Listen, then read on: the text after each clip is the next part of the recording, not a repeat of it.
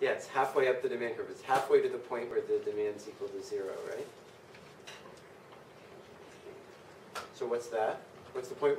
At what price would your demand be equal to 0?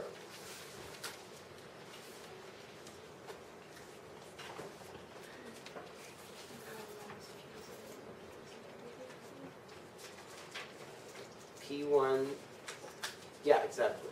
I think that's right.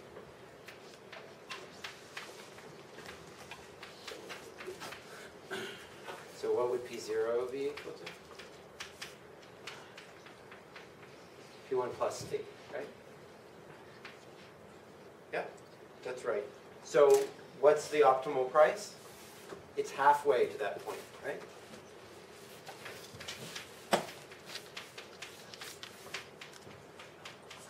Exactly. Great. So it's just halfway up the demand curve, right? So my optimal price is equal to P1 plus T over 2. Right? And so what's the equilibrium going to be? He-sun. Okay? He-sun? No? Okay, well the equilibrium just, we know that by symmetry, right? P0 has to be equal to P1 at the equilibrium, right? Because these firms are just symmetric. And so if we just subtract this from that, we get, the same common price over 1/2 is equal to T over 2. And so you multiply both sides by 2 and you get both prices are equal to T. So the more transportation costs there are, the harder it is to get to places that are far away from you, the less intensely the firms are going to compete, right? Because people are only going to want to go to the firm that's close to them, and the higher the prices are going to be, right? Okay. What about if there was a positive cost in this case, Alexandra? What would happen if there was a positive cost? Well, first just tell me what the optimal price, how the optimal price of the firm would depend on the cost. And we have to take into account, like, the cost, the profits. But remember, how much would their price rise if their cost rose from 0 to some positive amount? Well, this firm is like a monopolist, right?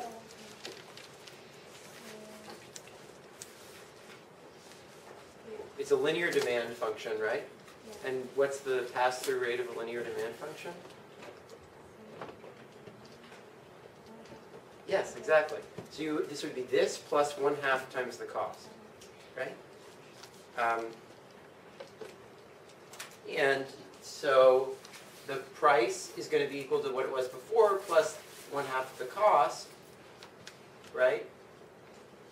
And so if you then solve this thing out again, you're going to get that it's going to be the transportation cost plus the cost is going to be the equilibrium.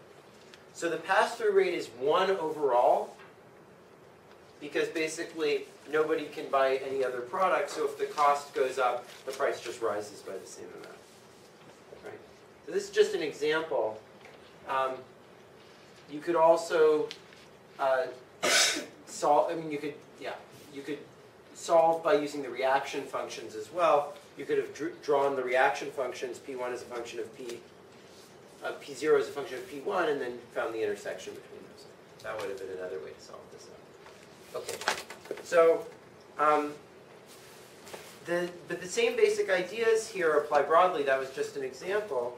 We can always define the elasticity of the residual demand function, which is just the elasticity of demand holding fixed the other firm's prices. And Kenneth, what's the expression for that? What would be the elasticity? No, don't look at the slides. No. What's the elasticity of the demand function holding fixed the prices of all the other firms? What's the expression for that? So it's the elasticity of my demand with respect to my price holding fixed the prices of other firms. In calculus, what do we call that? partial derivative, right, of my quantity with respect to my price, right? But then what do you have to do to turn it into an elasticity?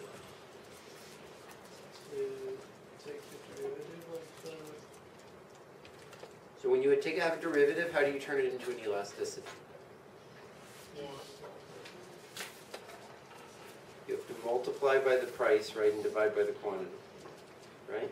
So that gives you the residual elasticity. It's just like taking a partial derivative, but then you multiply again by the price and the quantity, as we usually do, right? So the residual elasticity of firm I is equal to the partial derivative of quantity with respect to price times price divided by quantity, right? Okay, so then firms are just going to price according to the Lerner rule. So the markup of price over marginal cost divided by price is equal to the inverse of the residual elasticity, right? And so this is exactly what we were talking about in the monopoly class. Monopoly is not just this is the only firm around. It's anytime you have some residual demand function, you always obey the basic rules of monopoly. You said price minus cost over price equal to the relevant elasticity of demand, which is here the elasticity holding fixed the prices of all the other firms, because that's what you're doing in this situation, right? So there's nothing special about prices being the strategy. If you held fixed everyone else's quantity, it would just be, price minus cost over price being 1 over the elasticity of demand holding fixed the quantity of all the other firms, right? That's less common mathematically, but it's fine. So this is an extremely broad model, and it's used all over industrial economics. We'll talk more about it on Tuesday, but it's very, very common. Okay, so oligopolists create externalities for one another. And sometimes these are pecuniary, sometimes these are real. Xiaoling? Yeah. Why do monopolists create externalities for one another? Why do monopolists? Or sorry, oligopolists create externalities for one another. Intuitively. Why does one company, by changing, we've gone over this a bunch of times in class, yeah, why do they create externalities?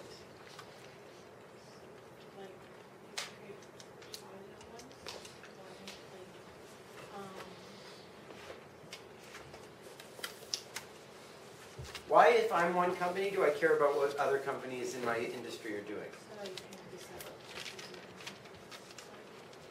Well, but even more basically than that, am I happy or sad when another company raises its prices? Yeah, you're happy, right? So like the other companies create externalities for me because I'm competing with them, right? And if they raise their prices, it makes me better off, right? So sometimes these are purely pecuniary externalities. For example, under Cournot, they're purely pecuniary externalities. And Suraj, why are they purely pecuniary externalities under Cournot? Because you're changing you're affecting the prices that other people would charge, so it's market mediated. Yeah. And you're saying that their quantity is fixed. Exactly, because under Cournot, everyone else's quantities are fixed, right? And so the only effect I have is through the price. So it has to be a purely pecuniary externality, right? On the other hand, under differentiated products Nash prices, the externality on other firms is purely a real externality. And why is that, Chen? Sorry, could you repeat the question? Well, under differentiated products Nash prices, the externality is purely a real externality on the other firms. Why is that?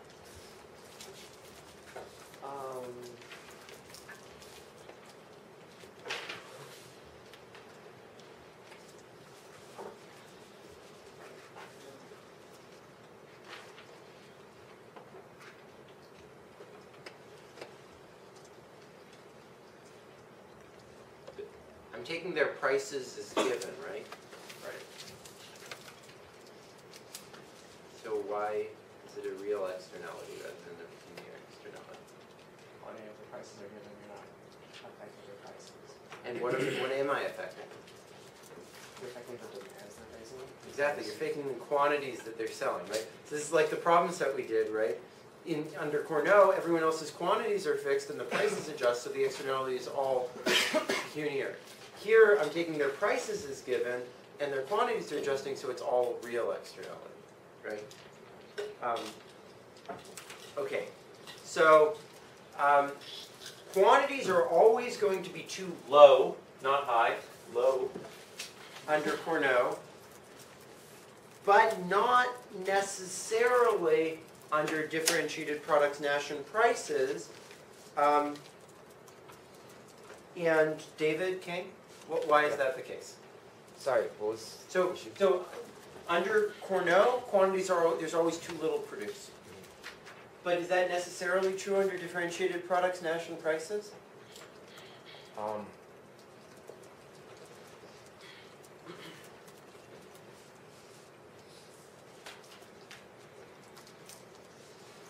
I mean, it doesn't seem like it has to be true.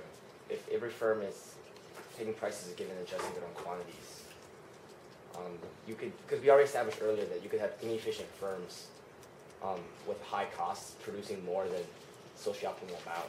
So if you aggregate it, it seems like you could have higher quantities than.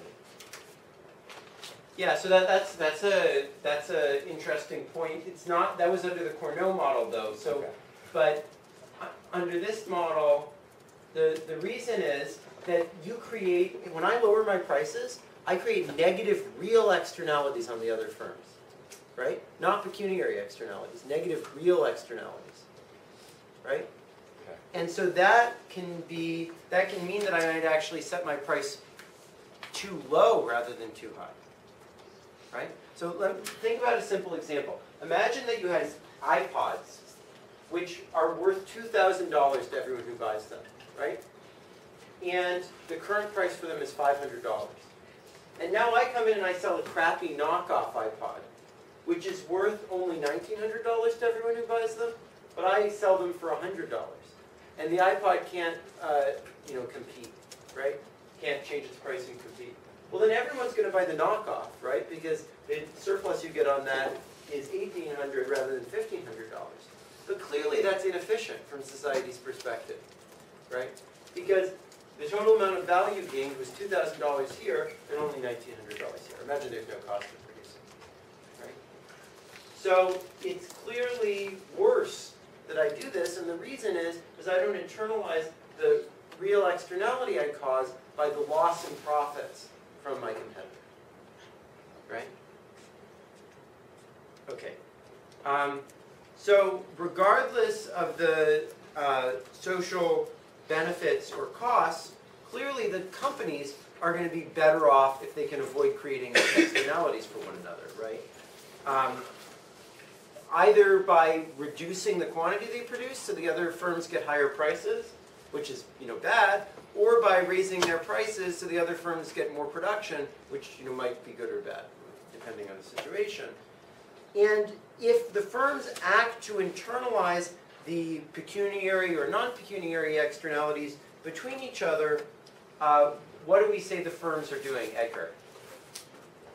What do we say firms are doing when they are internalizing the externalities they create on one another?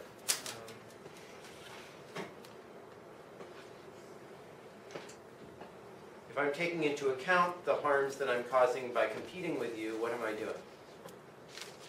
Well, wouldn't they have to have information on the harms that the other firm is causing on them? Yeah, absolutely. So We'll they talk would about that in a minute, but They would have to share that information somehow, and then absolutely. But what in that process, what would we call that? Them doing that? they would basically be colluding with each other. Exactly. Yeah. So we call it collusion when firms sort of get together and try to internalize the externalities they create on each other. Or forming a cartel.